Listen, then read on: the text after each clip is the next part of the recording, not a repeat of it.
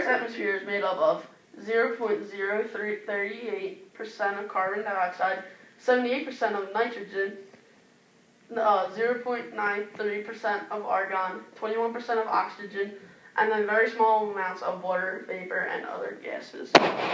Mars' atmosphere is made up of 95.32% of carbon dioxide, 2.7% of nitrogen, 1.6 argon, 0.13% of oxygen, and 0.08% of carbon monoxide.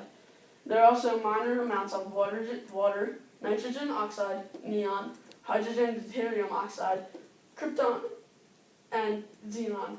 And carbon monoxide is mostly harmful to pregnant women, kids, pets, and people with chronic diseases.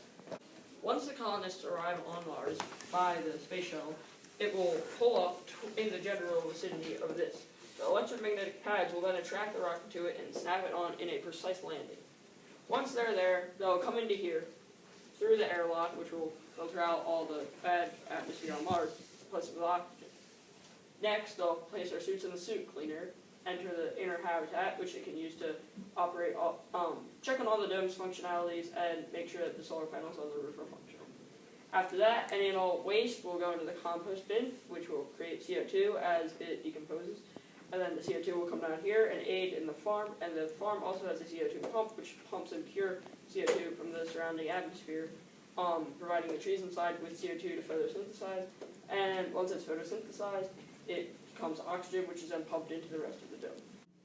The crew will be sustained throughout the flight by therapeutic hypothermia, where they'll be sustained with food using IV cords, meaning that they'll only have urine, not solid waste. The rocket ship will be fueled throughout the flight through solar panels.